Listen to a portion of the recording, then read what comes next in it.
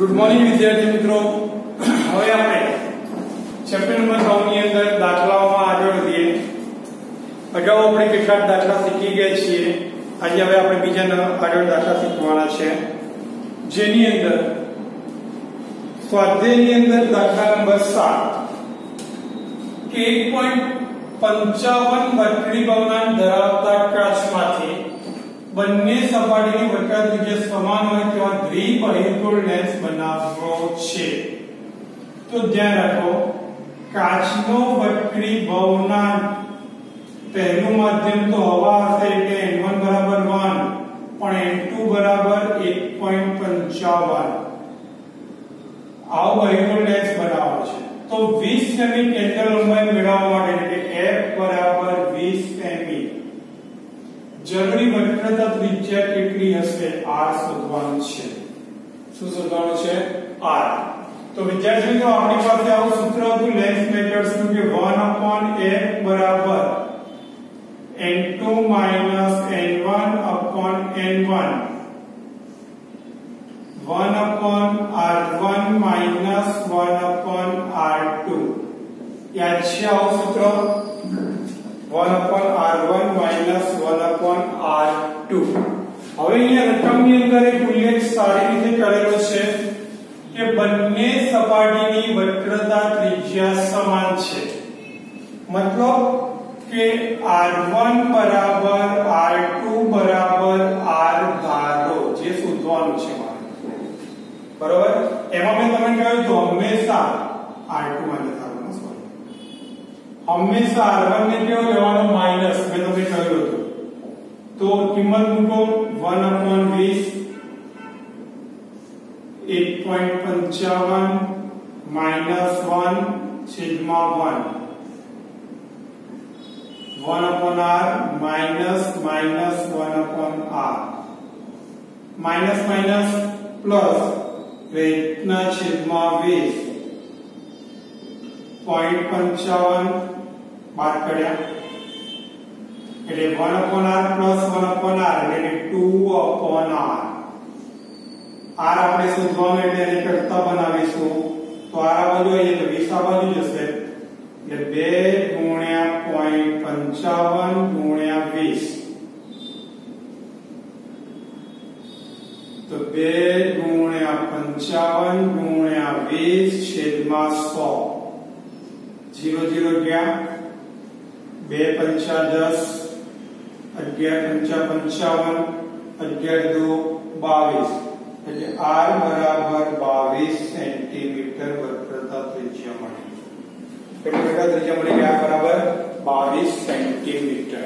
બરોબર છે? હવે વિદ્યાર્થી મિત્રો, આપણે આગળ જોઈએ. સાવ સરળ દાખલા છે. આજના લેક્ચરમાં જે દાખલા છે એકદમ સિમ્પલ જ છે. દાખલા નંબર 10 કે 30 સેમી કેન્દ્ર લંબાઈના બહિર્ગોળ લેન્સ એટલે કે બહિર્ગોળ લેન્સની કેન્દ્ર લંબાઈ આપણને આપેલી છે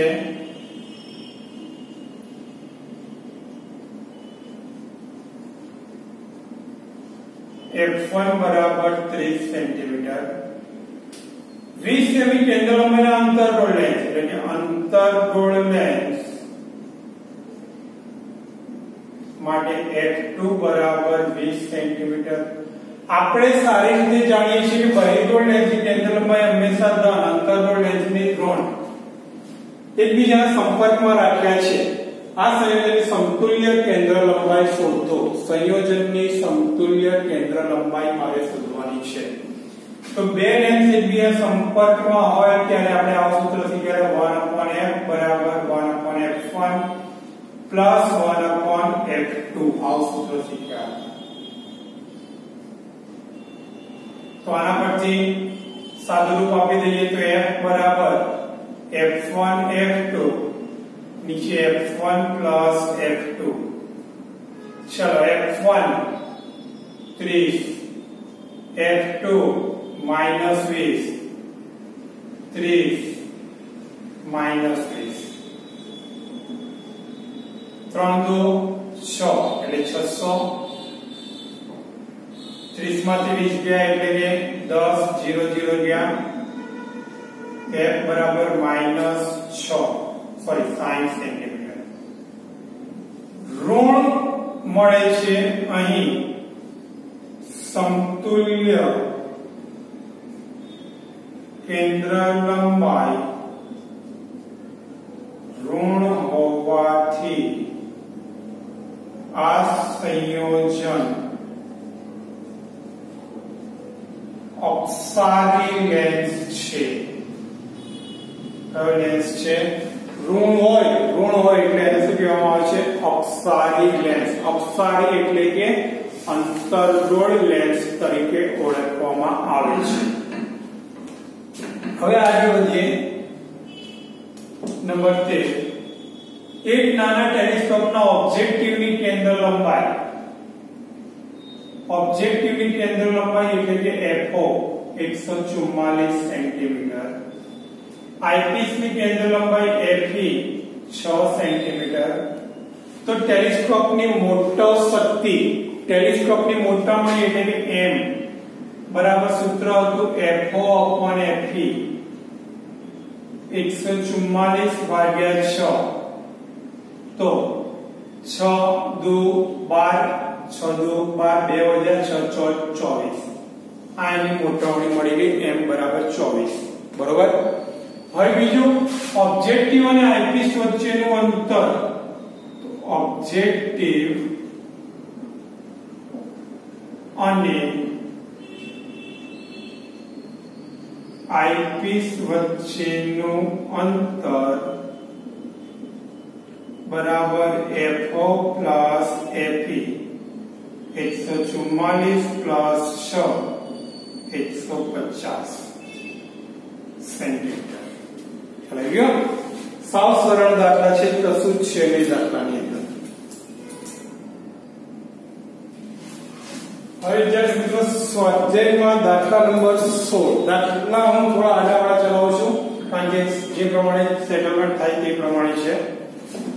16મો દાખલો છે કે ટેબલની સપાટી ઉપર જડી દીધેલી નાની પિનને 50 સેમી ઊંચાઈથી જોવામાં આવે છે. મતલબ કે ખરેખર કેટલી ઊંચાઈ છે? 50 સેમી. એટલે આ 50 સેમી જે ઊંચાઈ છે પિનની સાચી ઊંચાઈ છે. આ જ બિંદુએથી ઉપરથી બિંદુથી ટેબલની સપાટીએ સમાંતર એટલે 15 સેમી જાડાઈના કાચના સ્લેબની જાડાઈ 15 સેમી છે. તેને જોતા પિન કેટલી ઊંચી આવેલી દેખાશે. હવે સમજો હું આકૃતિ દોરું છું. જો આ રીતે હોય ને કાચનો સ્લેબ એ 15 સેમી હોય બરોબર. તો આ 15 સેમી એની સાચી ઊંડાઈ થશે અહીંયા પિન હોય તો હવે કેટલી ઉપર હશે? એટલે કે એની આભાસી ઊંડાઈ HI શોધવાની છે. બરોબર. આપણે પાતળામાંથી ઘટમાં અવલોકન કરીએ છીએ કે n પાતળું ભાગ્યા n ઘટ. શું થશે? n પાતળું ભાગ્યા n ઘટ. તો પરિણામે HI/HO બરાબર n પાતળું ભાગ્યા n ઘટ. આવું આપણે સૂત્ર શીખી ગયા હતા. તો માટે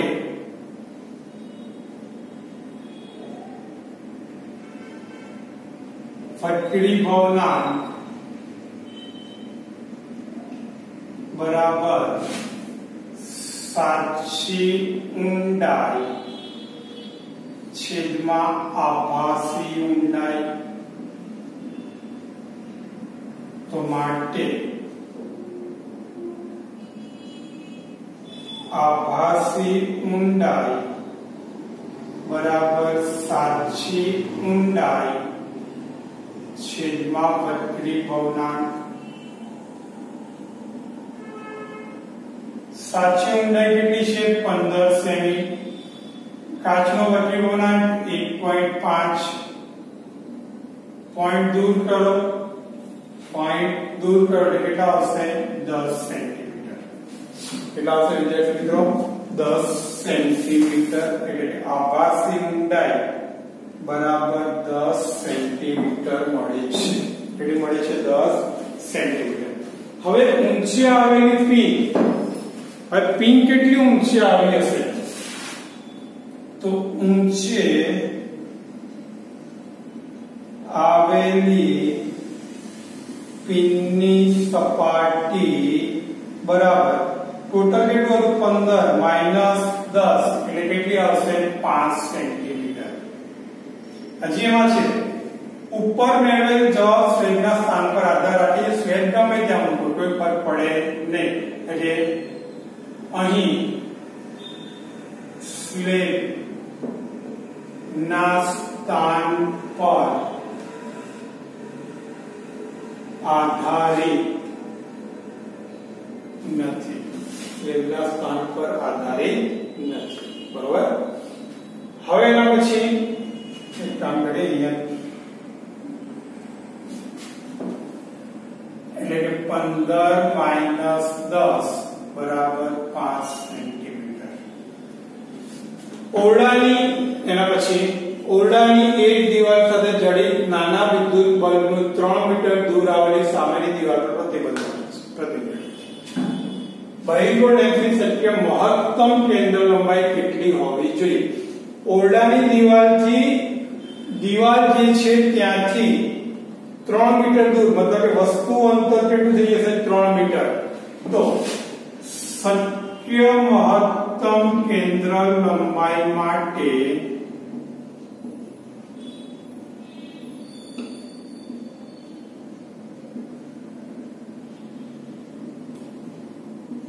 u બરાબર v બરાબર કેટલા આવી જશે 4f.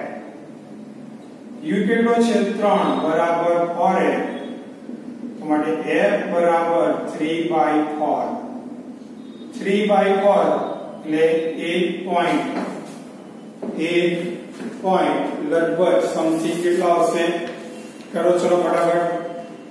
3/4 સોરી 3/4 છે એટલે ત્રીજો ભાગ એટલે 0.75 કેટલા છે 0.75 મીટર. આ સૂત્ર છે મહત્તમ કેન્દ્ર લંબાઈ મેળવવા માટે. હવે આગળ વધીએ આપણે. એક નાના ટેલિસ્કોપમાં 140 સેમી કેન્દ્ર લંબાઈનો ઓબ્જેક્ટિવ લેન્સ અને 50 સેમી કેન્દ્ર લંબાઈનો આઈપીસ છે. મતલબ કે